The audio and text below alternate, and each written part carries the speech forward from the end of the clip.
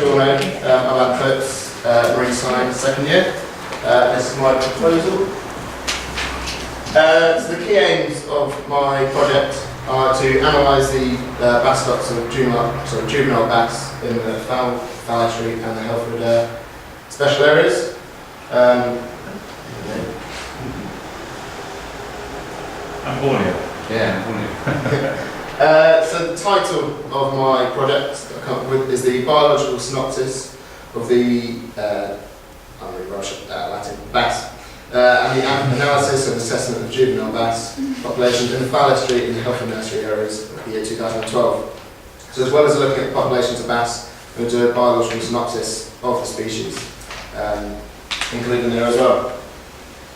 So my key references, firstly I've got Derek Goodwin. He's been working voluntarily for several years collecting data in and around Falmouth and Helford. So he's been netting out the bass and collecting them. So he's him, and also a variety of references to the biological synopsis. There again, there's some of my solar bodies there, and also hand up. So my methodology, as I said before, the data has already been collected for me by Derek Goodwin and a selection of volunteers as well. That's been done in, works on me. It's been hunted out by Cormac and CFAS to get his methodology. So in very crude form, he's been going out with a CNET. His method changes on different sites, depending on the environment there. He's been going out with a CNET, catching juvenile bass, putting them into holding tanks and measuring them, and he's been taking down note of what he catches at that site, including bass and other species, how many he's caught, and the size of those fish. And they've been put back once he's caught them. So yeah, the statistics test I'm going to use is most likely to be an ANOVA test, which is based on a paper that I've got by this one here from the Solent.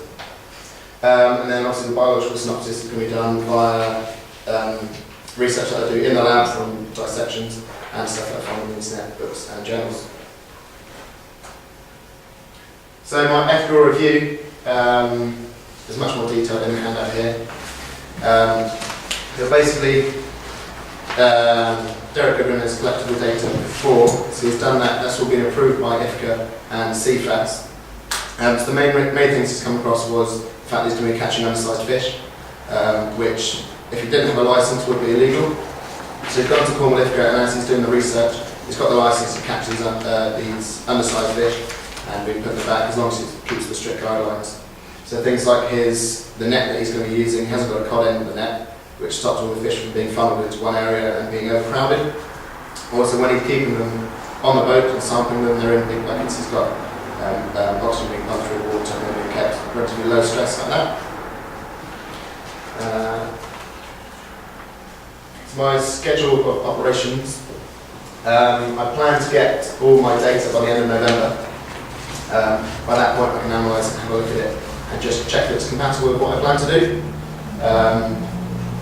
So by the end of November, if I haven't got all my data, my data's not correct, I can't do any work with it, then I'll go to a contingency plan, which I'll come on to in a minute.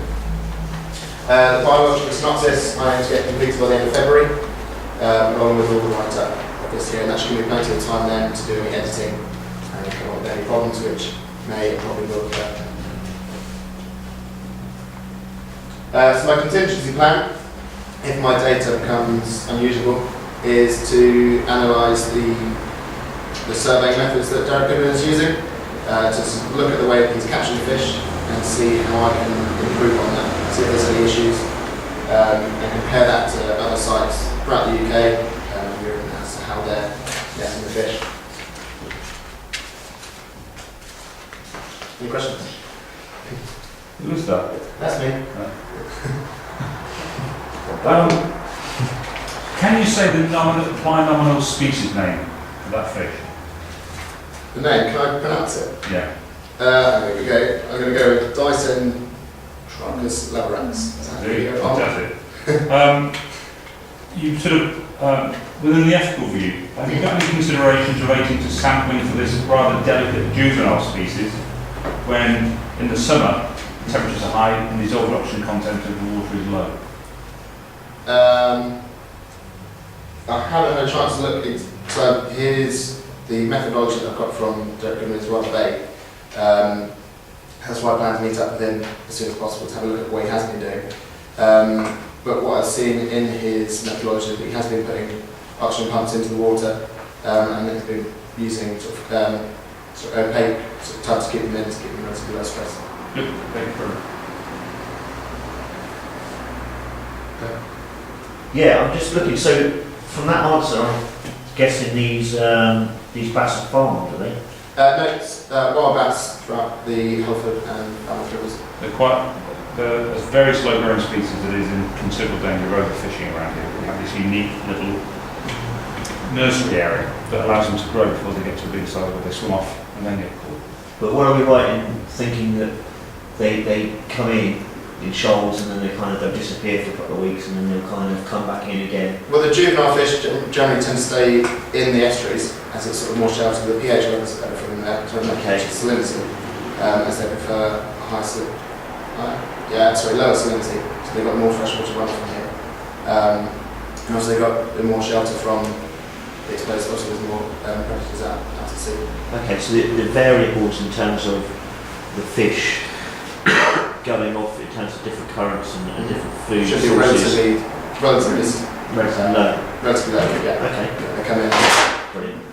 Yeah. Yeah, so they stay in there whilst they're juveniles, and once they get to a certain size, they're out to sea. Okay. When you've had an initial through Derek's data. Yep. Can you foresee that the data is going to be something that you can compare, or do you think it's going to be a matter of simply looking at the data, plotting it, and then having to move to contingency? Yeah, as I say, so I had a look before, and there's some data. I mean, I looked mainly at the year of 2012, and try and compare that. And hopefully, when I meet up with them as well, I may be able to get more data.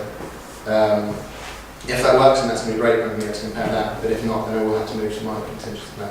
So, Your hypothesis, what would it be?